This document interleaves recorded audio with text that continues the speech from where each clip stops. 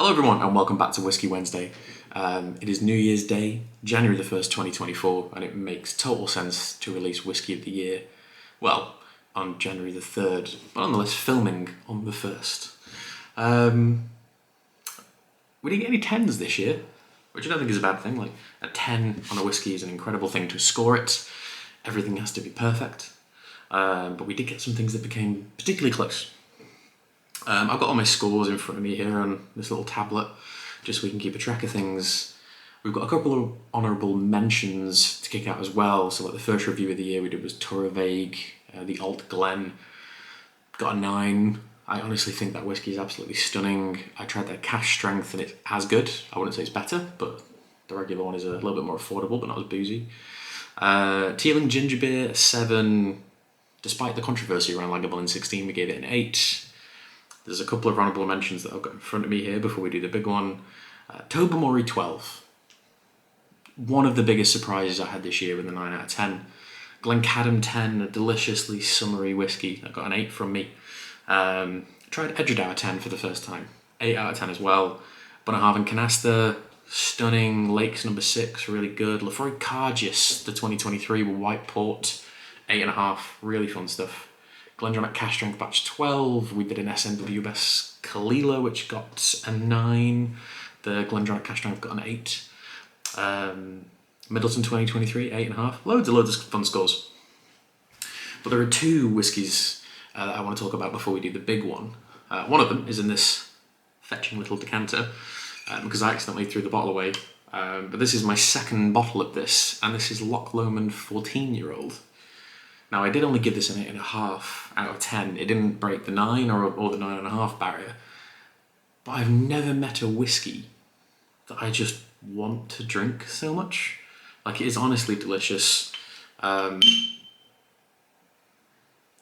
smell of just honey and toffee and apples and this heavily charred wood that gives a little bit of smoke despite the whiskey having no peat in it. Very interesting product. The company that I work for as well, the Whisky Shop, we did a mass blind tasting across all of our shops this year. And any company who wanted to put liquid forward could do so, and it would be blindly judged by staff, members. We have like a membership team and loads of other things. And Loch Lomond walked it with that award too, this 14-year-old in particular.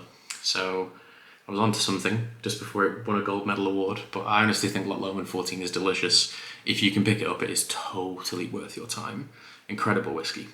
A whiskey that scored a 9 from me, and this is the 3rd bottle of this I've had this year. Glengoyne 12. It's been a bit of a revelation for me, but it turns out I'm a Glengoyne obsessive. It's just taken me a while to realise that.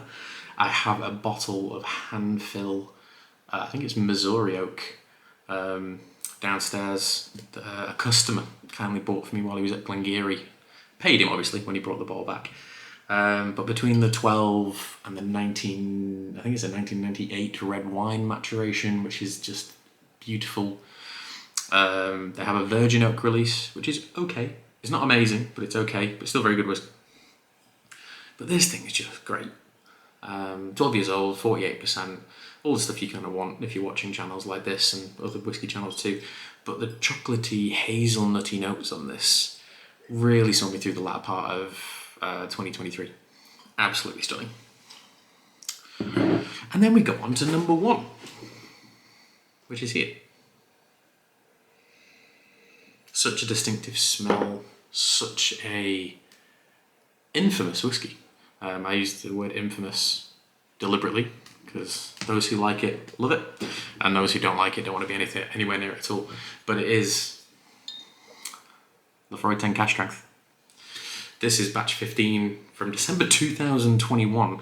But I think due to COVID and things, this batch was just delayed in the UK in particular. 56.5%. I gave it a 9.5 out of 10. I am yet to really come across a Laphroaig 10 Cask Strength that I just don't love. And this thing is just outrageous. I know that the original video caused a lot of, not outrage in the comments, but there was a big debate about colouring and a declaration of colouring in Europe doesn't necessarily mean that whiskey has colouring in it, but things in the range do. And I honestly don't care. If this has colouring in it, I couldn't care less. Because for the money I bought it for, which I think was about £60, it's just incredible. I did get it on a bit of a sale, I will say. But I will buy it again at full price when the next release comes out, and then the one after that, because if there's only a couple of bottles of whiskey I'm guaranteed to buy every year, one of them is a Laphroaig 10 cash strength, because I think it really is my favourite Islay distillery. The Cargis release this year was also really good, an 8.5. That re-injected a little bit of love for me back into the Laphroaig Cargis range, because I've walked away from it for the last couple of years. But with Laphroaig, I think experimental and fun is where it should be going. I didn't buy that new Elements bottle because I think it's just too expensive for what it is. But you know, that's the way distilleries are run these days. But when it comes to cash strength releases that are official, I'll always be here with this. So I'm going to see out the rest of my New Year's Day with a nice glass of this. And intrigued to know what all of your whiskies of the year was, because we had some wonderful things towards the end. The Daffmill 15, I believe I gave that a 9. Ardnamurchan Sherry Cask, Ardnamurchan Rum Cask, both absolutely delicious. Trying to source another bottle of sherry, and I've already got another bottle of the rum to one side.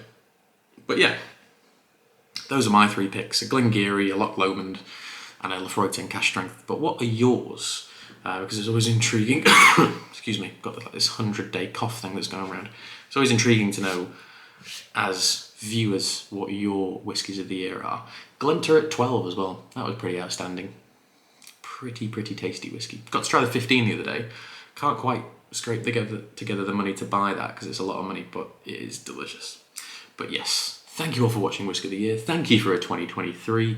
It was a particularly interesting year. Lots of hot topic debates, which, you know, debate is always welcome. Arguments are not. But yes, thank you all for watching, and I'll see you in 2024. Cheers.